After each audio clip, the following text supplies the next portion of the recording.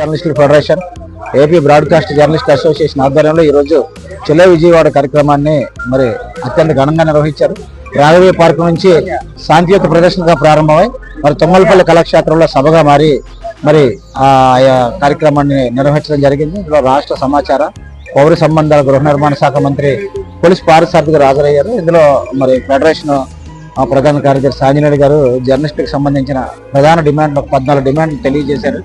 అందులో ప్రధానంగా జర్నలిస్టులకు ఇళ్ల స్థలాలు ఇవ్వాలని, అలాగే ఆరోగ్య భద్రత కల్పించాలని, ప్రమాద బీమాను పునరుద్ధరించాలని, అలాగే దాడులను నియంత్రించాలని చెప్పేసి అందుకు సంబంధించిన కమిటీల్లోని జర్నలిస్టులు కూడా ప్రాతినిధ్యం కల్పించాలని తెలియజేసుకుంటూ మరి అన్ని కూడా సమస్యలన్నీ మంత్రి గారికి తెలియజేయడం, మంత్రి గారు కూడా సానుకూలంగా స్పందించి ప్రతి అంశానికి కూడా విపులంగా తెలియజేసి రాష్ట్ర ప్రభుత్వం జర్నలిస్టుల సమస్యల మీద సానుకూలంగా ఉంది, త్వరలోనే వీటన్నింటినీ కూడా దశల వారీగా పరిష్కరిస్తామని చెప్పడం జరిగింది. అందులో విశాఖపట్నం జిల్లా నుంచి ప్రాతినిధ్యం వహిస్తున్న మేము కూడా ప్రత్యేకంగా మా అధ్యక్షులు నారాయణ గారు వెటరన్ జర్నలిస్టుల పాసులకు సంబంధించి కృష్ణా, గుంటూరులో ఉచితంగా ఇవ్వడం వల్ల ఉపయోగం లేదని, ఎక్కడ హెడ్ క్వార్టర్ ఉంటే అక్కడ ఆ జిల్లాలో ఉచితంగా ఇచ్చినట్లయితే వెటరన్ జర్నలిస్టులకు ఉపయోగపడుతుందని చెప్పేసి మంత్రి గారికి తెలియజేయగా వెంటనే తక్షణమే అధికారులతో మాట్లాడే సమస్యను నోట్ చేయించారు.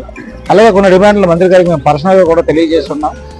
కాబట్టి వాటి మీద మంత్రి గారు మేము సానుకూలంగా స్పందిస్తాం, ప్రభుత్వం దృష్టికి తీసుకెళ్తాం, జర్నలిస్టులకు కూటమి ప్రభుత్వం వ్యతిరేకం కాదు, ఖచ్చితంగా సానుకూలంగానే ఉంటుంది, కాబట్టి ఆయా విధి విధానాలు బట్టి మేము ముందుకెళ్లాల్సి ఉంటుందని చెప్పేసి హామీ ఇచ్చారు. మరి కార్యక్రమంలో రాష్ట్ర వ్యాప్తంగా ఉన్న అన్ని జిల్లాల నుంచి కూడా పెద్ద ఎత్తున జర్నలిస్టులు హాజరయ్యారు. మరి ఇంత పెద్ద మొత్తంలో జర్నలిస్టులు హాజరై మన యొక్క సమస్యలను తెలియజేయడం ఇది ప్రభుత్వానికి వ్యతిరేకంగా కాదు. ఎందుకంటే ప్రభుత్వానికి మన సమస్యలను వివరించాలంటే ఎవరో ఒకరు ఒక సమావేశం పెట్టి దాన్ని తెలియజేయాలి. కాబట్టి మంత్రి గారికి ముందుగా తెలియజేసి మనం ఈరోజు ఇక్కడ సమావేశం పెట్టుకున్నాం. కాబట్టి ఈ సమావేశాన్ని జయప్రదం చేసిన వారందరికీ కూడా ప్రత్యేకంగా ధన్యవాదాలు తెలియజేసుకుంటూ సెలవు తీసుకుంటాం.